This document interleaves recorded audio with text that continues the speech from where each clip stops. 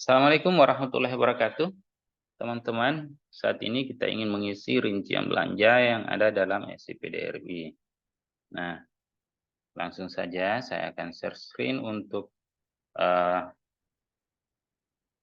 tutorial cara mengisi rincian belanjanya. Nah, tentunya Bapak Ibu masuk di halaman SIPDRI ya.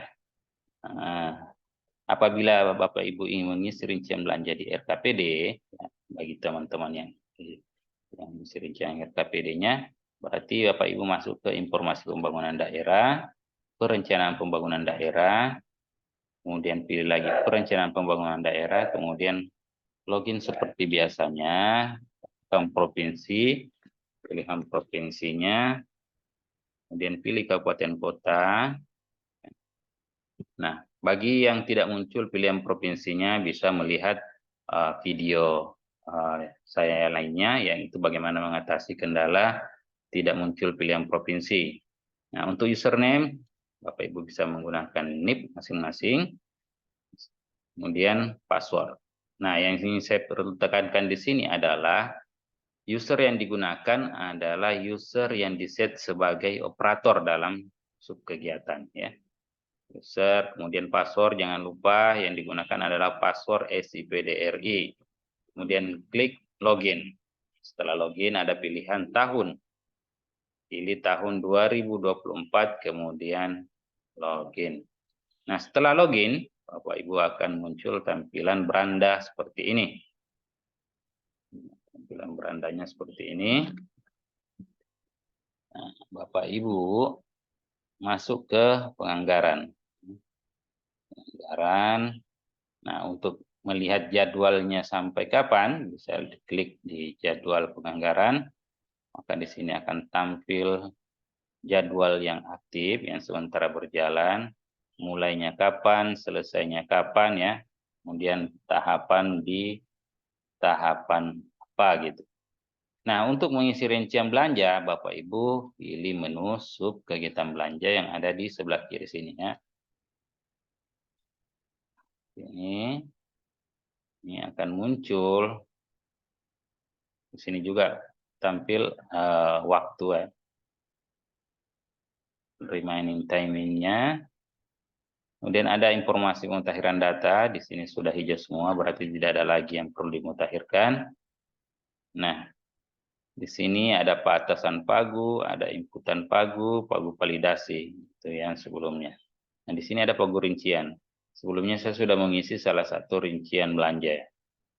Saya akan memperlihatkan bagaimana cara menambahkan rincian belanja di sub kegiatan.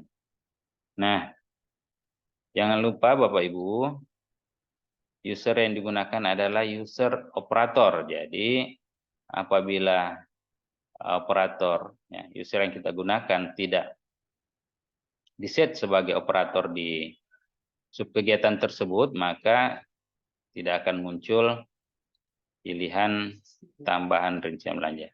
Nah, saya contohkan di sini saya tidak diset sebagai operator di sini, maka di sini saya coba lihat rincian belanja. Oke. Nah, Bapak Ibu bisa melihat di sini tidak ada tombol untuk menambah rincian belanja ya.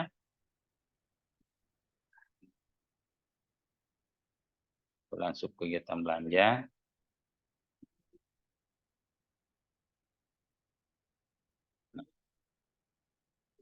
Saya akan mencontohkan penambahan kegiatan di subkegiatan ini. Langkah awal di sini diklik, kemudian pilih lihat rincian belanja.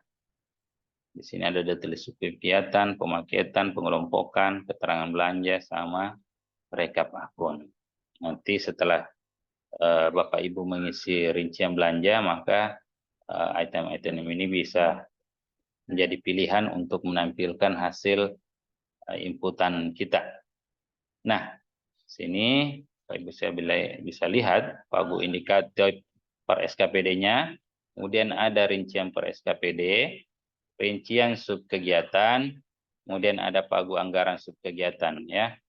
Nah, untuk menambah rincian belanja pada subkegiatan ini ya, Di sini Bapak Ibu bisa tambahkan rincian belanja. Tambahkan rincian belanja. Objek belanjanya dipilih. Saya akan mencontohkan cara menambahkan item alat tulis kantor. Nah, untuk alat tulis kantor itu berada di objek belanja barang dan jasa dan modal. Bapak Ibu pilih ini ya. Nah, jika ingin menambahkan rincian belanja gaji, ya Bapak Ibu tentunya memilih yang di atas ya. Begitu juga dengan untuk belanja bunga, ya di sini pilih belanja bunga. Termasuk belanja hibah ya. Jadi semua item-item ini bisa Bapak Ibu gunakan sesuai dengan kebutuhan Bapak Ibu dalam mengisi rincian belanja subkegiatan. Nah, kembali lagi saya ingin mencontohkan terkait belanja barang, jasa dan modal. Nah, pilihan objek belanja ini yang paling banyak digunakan oleh SKPD dalam mengisi rincian belanja karena di situ ada ATK, ada makan minum, ada belanja honor, ada belanja perjalanan dinas, semua masuk di belanja barang jasa dan modal ya. Nah, sekarang ini ada pemilihan rekening akun atau akunnya. Nah, Bapak Ibu bisa memilih sini ya. Tadi saya ingin memilih alat tulis kantor. Jika Bapak Ibu memilih salah satu persatu menggeser ini terlalu banyak, maka Bapak Ibu bisa memasukkan salah satu kata kunci. Contohnya tulis ya, alat tulis kantor. Nah, alat tulis kantor di sini Bapak Ibu bisa melihat menuliskan langsung tulis untuk memilih rekeningnya. Nah, di sini akan muncul kembali item-item pengelompokan belanja maupun pemaketan belanja.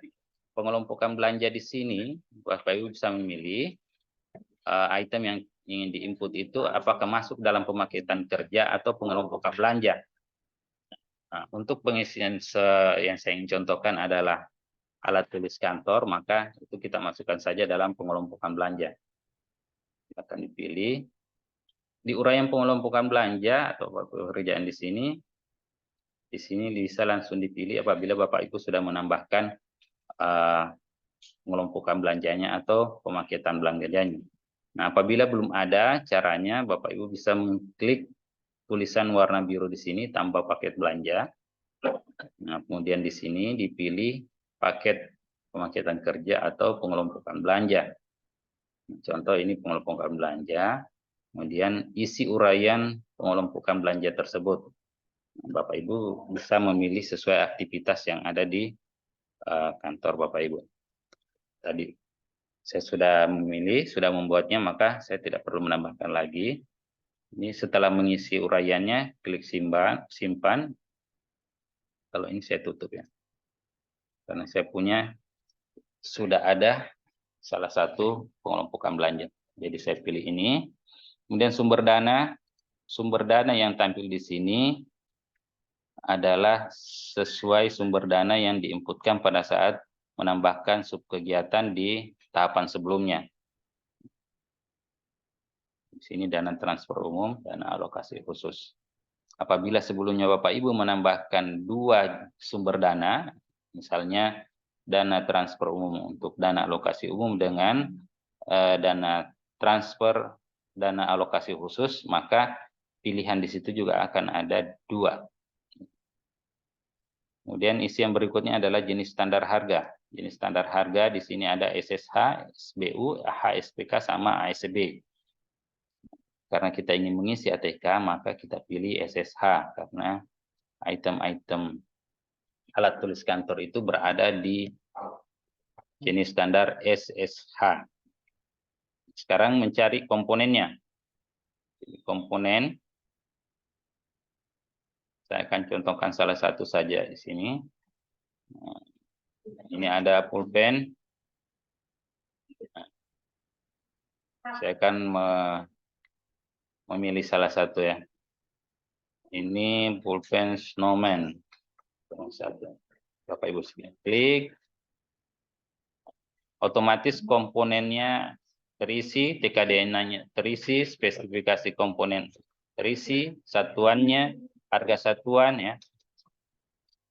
kita tidak mengisi lagi. Nah, keterangan di sini juga Bapak Ibu bisa menambahkan keterangan sesuai dengan kebutuhan Bapak Ibu sekalian. Untuk tambahkan pajak itu apabila SSH yang digunakan di dalam itu belum termasuk pajak. Nah, apabila sudah termasuk pajak, maka ini tidak perlu lagi dicentang atau diklik. Nah, kemudian Bapak Ibu pilih koefisien atau perkaliannya. Di sini kita isi 1. Contoh ya, 1. Satuannya disamakan saja dengan satuan yang ada di SSH, yang digunakan di SSH. Nah, bisa juga ditambahkan untuk polema kedua, misalnya 2. Di sini 2 kali apabila item tersebut dilakukan pembelanjaan 2 kali. Nah, ini kita isi 1 saja. Maka total belanja adalah 32.190. Nah, setelah terisi semua, Bapak Ibu tinggal tambahkan atau klik tombol simpan. Nah, maaf, ini belum dipilih. Pilihan keterangan ya.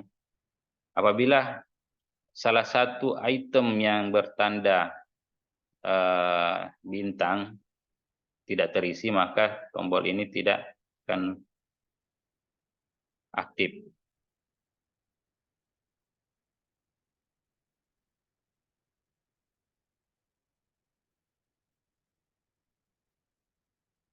Oke, klik simpan. Nah, ini sudah terisi sumber rincian belanjanya ya. Ini silakan tampak rincian belanja yang sudah diisi. Ini sudah double ya. Nah, apabila salah satu ingin kita hapus, tinggal klik tombol hapus. Cukup mudah untuk menambahkan rincian belanja. Mudah-mudahan tutorial ini bisa membantu dalam melakukan pengisian rincian-rincian belanja lainnya. Demikian, terima kasih. Barakallahu fikum. Assalamualaikum warahmatullahi wabarakatuh.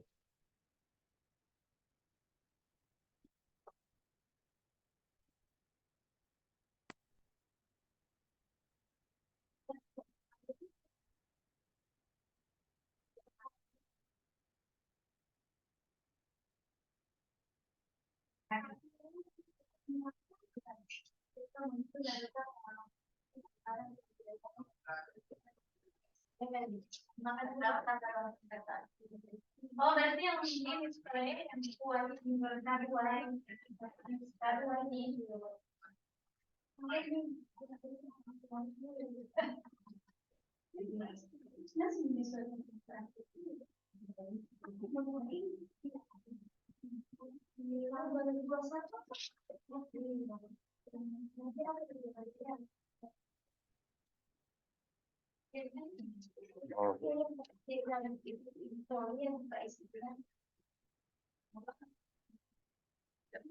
Gara-gara tidak.